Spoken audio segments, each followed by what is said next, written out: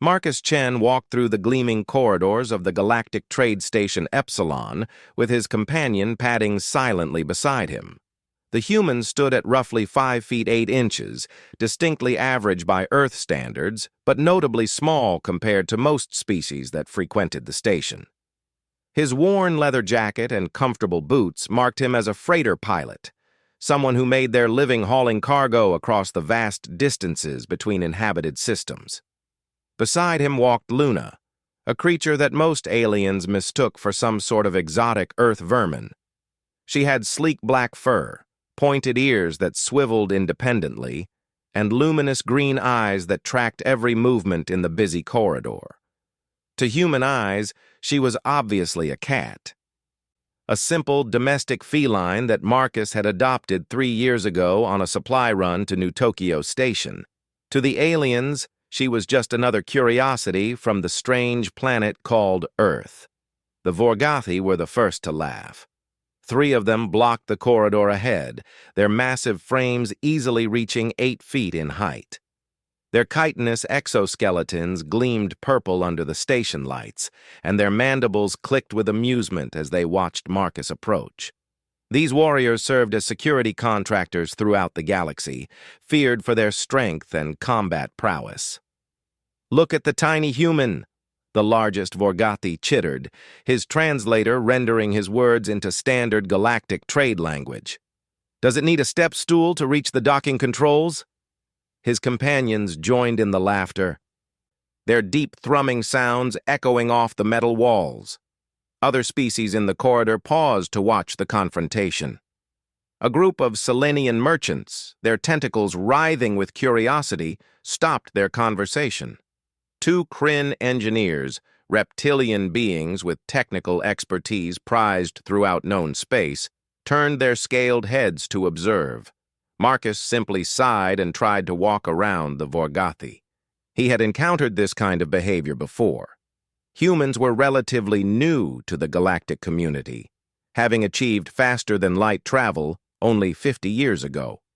Most species still saw them as small, weak, and generally unremarkable. He had learned that the best response was usually no response at all. Luna, however, had different ideas. As the Vorgothi shifted to block Marcus's path again, the small black cat stopped walking. Her ears flattened against her skull, and a low sound emerged from her throat. It started as a rumble, barely audible, then grew into something that made every alien in the corridor freeze. The sound bypassed conscious thought and spoke directly to the most ancient parts of their brains. It was the sound of death, of a predator that killed not for survival but for sport, for pleasure, for the simple joy of the hunt. Every species in that corridor had evolved under the shadow of predators, and that evolutionary memory screamed warnings they could not ignore. The largest Vorgothi took a step backward, his mandibles trembling. "What is that creature?"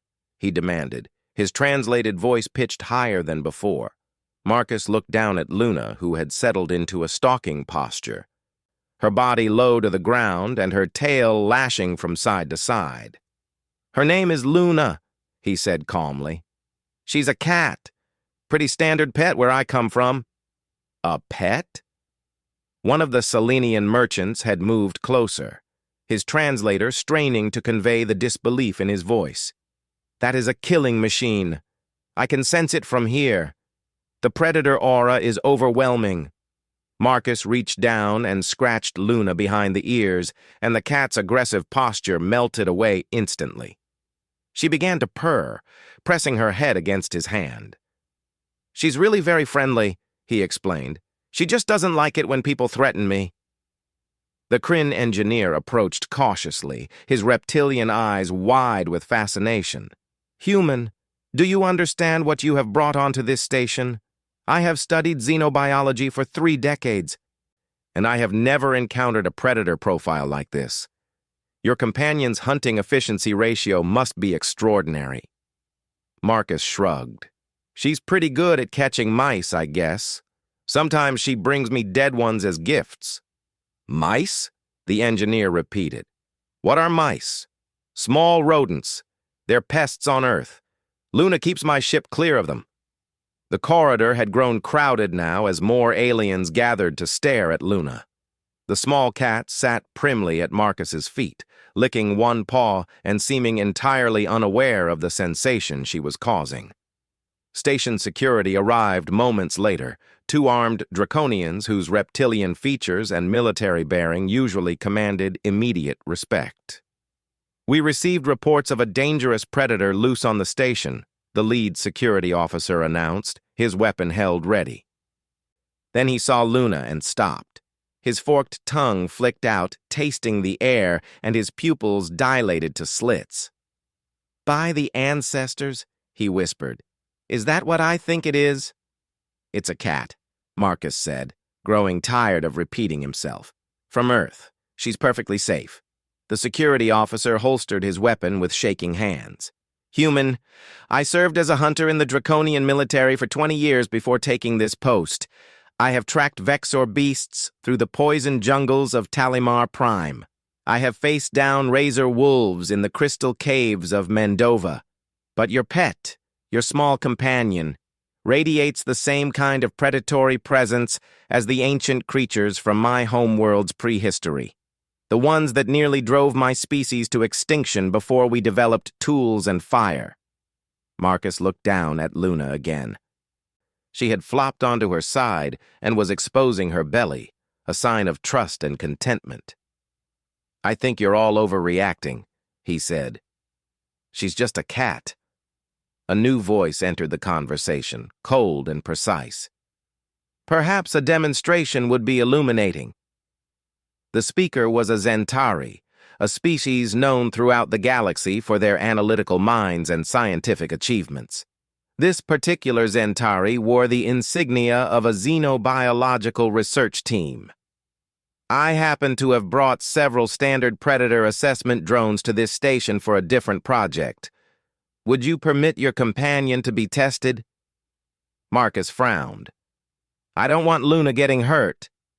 "The drones are entirely harmless," the Zentari assured him. "They simply measure reaction time, hunting behavior, and predatory efficiency. Many species enjoy testing their pets or working animals against these standards. The highest score ever recorded was achieved by a Vorgati battlehound, which reached 82% on our evaluation matrix." The large Vorgathi, who had initially mocked Marcus, puffed up with pride. "My family breeds those hounds. They are the finest hunting animals in the galaxy." Marcus considered the offer. He was curious about what made these aliens so nervous around Luna. "Okay," he agreed. "But if she gets stressed or scared, we stop immediately." The testing took place in one of the station's empty cargo bays. Word had spread quickly, and within an hour, more than 200 aliens had gathered to watch. The Zentari scientist set up his equipment with methodical precision, deploying 6 floating drones that would simulate prey animals. Luna sat in the center of the bay, completely relaxed. Her tail curled around her paws, and she watched the preparations with the mild interest of a creature that had no natural predators and knew it. "The test begins in 3, 2, 1 mark," the Zentari announced. The drones activated simultaneously, zipping through the air in evasive patterns designed to test the reflexes and hunting strategies of the predator being evaluated. These machines incorporated decades of research into prey behavior and could challenge even the most skilled natural hunters. Luna's transformation was instantaneous. One moment she was sitting calmly, and the next she was a blur of black fur and lethal intent. She launched herself into the air with impossible grace, her body twisting mid-flight to intercept the first drone. Her claws, which seemed so small and harmless when retracted, extended like switchblades and snatched the drone from the air with surgical precision.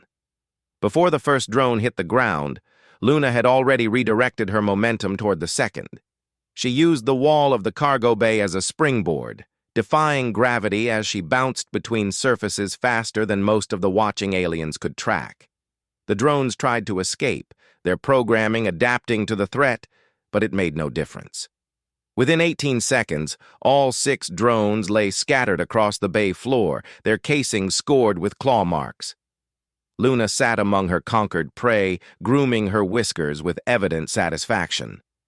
The cargo bay was silent except for the soft sound of Luna's purring. The Zentari scientist's translator crackled to life, his voice trembling with emotion that his species rarely displayed. 97.3%, he announced. I have tested over 4,000 species and subspecies. The highest previous score was 82%. Your companion just obliterated every record in our database. Marcus picked up Luna, who immediately rubbed her face against his chin. Good girl, he murmured, scratching under her collar. To the assembled crowd, he said, Like I told you, she's good at catching things. The implications rippled through the crowd like a shock wave. If this was a common Earth pet, what were humans keeping as guard animals? As military auxiliaries? The questions came rapidly, translated voices overlapping in a dozen different languages. Human. What do your warriors bond with for battle? Are there larger versions of this predator? How did your species survive with such creatures on your planet? What do you feed it to keep it satisfied? Marcus held up his hands for quiet. Okay, everyone calm down. Yes, there are bigger cats. Lions, tigers, leopards, jaguars. But we don't really use animals for warfare anymore. We have technology for that. And as for surviving alongside cats, well, we've been living with them for about 10,000 years. They domesticated themselves because it was mutually beneficial. They hunt pests, we provide food and shelter. It works out pretty well. The Vorgothi warrior, who had initially mocked Marcus, approached slowly, his body language completely different now. Human, I apologize for my earlier disrespect. Anyone who walks with such a predator at their side is clearly not to be underestimated. You must be a warrior of great skill to command such loyalty from this creature. Marcus laughed. I don't command Luna. We're companions. She chooses to stay with me and I take care of her. That's how it works with cats. They're independent. Sometimes she ignores me completely. Last week she knocked my coffee mug off my desk just to watch it fall. She's kind of a jerk sometimes, honestly. This statement caused even more confusion among the aliens. A predator that powerful, that efficient, that deadly, and it chose to stay with humans despite having free will? It played with them? It performed actions purely for entertainment? The Kryn engineer was taking detailed scans of Luna, his equipment humming softly. Remarkable, he muttered. Her muscle density is extraordinary for her size. The neural pathways show enhanced processing speed for visual tracking and motor control. And her social bonding capacity coexists alongside these predatory adaptations. This is unprecedented. Over the following hours, Marcus found himself at the center of an impromptu xenobiological conference. Scientists from a dozen species asked questions about Earth's ecosystem, about human history with domesticated animals, about the evolutionary pressures that created predators like Luna. He explained how cats saw humans as equals or even as somewhat incompetent larger cats who needed hunting lessons, which was why they brought dead prey as gifts. He described how cats purred not just when content, but sometimes when injured or dying, possibly as a self-soothing mechanism. He told them about catnip, about how cats spent up to 16 hours a day sleeping, about the strange behavior of cats kneading with their paws. Each fact seemed to astound his audience more than the last. A predator that could shut down its hunting instincts to sleep peacefully in sunbeams, that became intoxicated by specific plants, that showed affection by slowly blinking at trusted companions. Your species is insane, declared one of the Selenian merchants, though his tone was more admiring than critical. You brought apex predators into your homes and turned them into companions through nothing but mutual respect and fish-based food products. Marcus grinned. Wait until I tell you about dogs.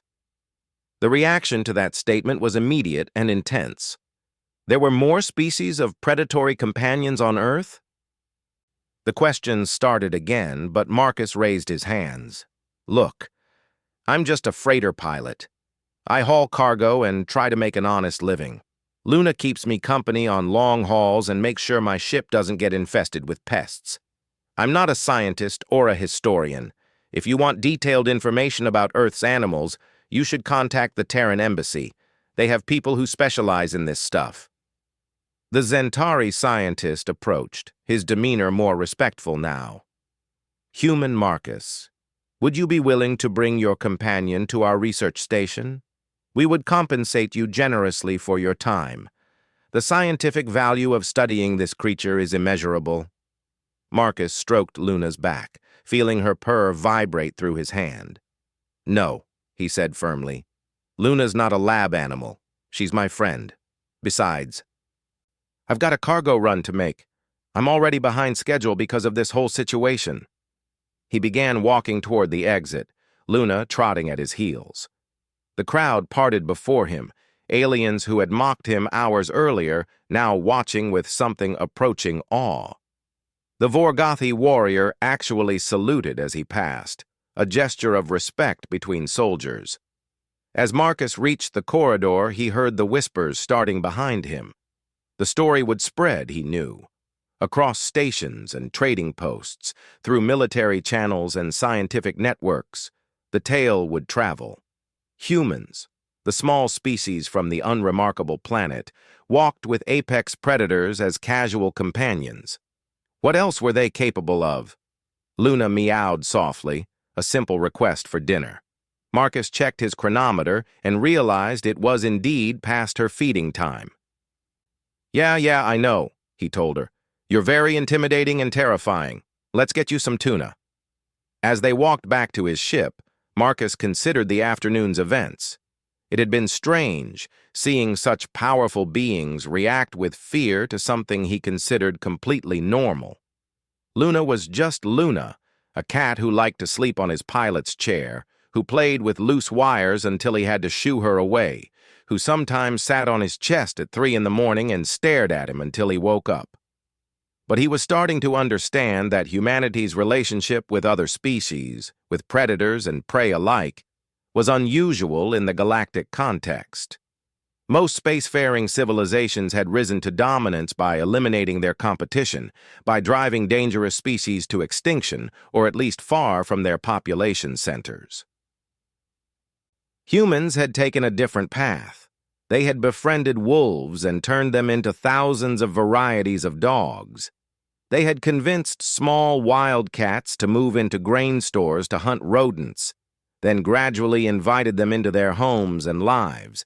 They kept fish, birds, reptiles, even insects as pets. Some humans worked with horses, others with elephants. Some even studied and tried to communicate with dolphins and whales. The galaxy saw this as insane. Marcus was beginning to think they might be right, at least from their perspective. But from a human perspective, it was simply natural. Humans were social creatures who formed bonds easily, who saw potential companions in the most unlikely places. His communicator chimed. A message from the Terran Embassy, marked urgent. Marcus opened it and read quickly, his eyebrows rising with each sentence. Apparently, the footage of Luna's performance test had already reached Earth's diplomatic corps. They were requesting his presence for a formal meeting.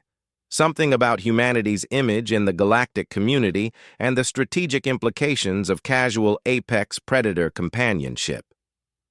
Marcus groaned. He just wanted to deliver his cargo, collect his payment, and maybe take a few days off to visit that new Earth-style restaurant on Proxima Station. Now he was apparently involved in interstellar politics. Luna rubbed against his leg, leaving black fur on his pants. She looked up at him with those luminous green eyes, completely unconcerned with diplomatic implications or strategic considerations. To her, the universe was simple. There was Marcus, who provided food and warmth and affection, and there was everything else which was either prey, neutral objects, or occasionally interesting. "You've made things complicated, haven't you?" Marcus asked her. Luna began grooming her paw, ignoring him completely. Marcus laughed, despite himself. Maybe that was the real lesson here. Humans didn't conquer nature or eliminate competition. They adapted, they befriended, they found ways to coexist with creatures that could kill them without effort. And somehow that approach had created bonds that the galaxy found incomprehensible. As he boarded his ship and Luna immediately jumped into her favorite spot in the co-pilot's chair, Marcus decided the bureaucrats could wait. He had cargo to deliver and a cat to feed. The galaxy could figure out the implications of humanity's strange habits on its own time.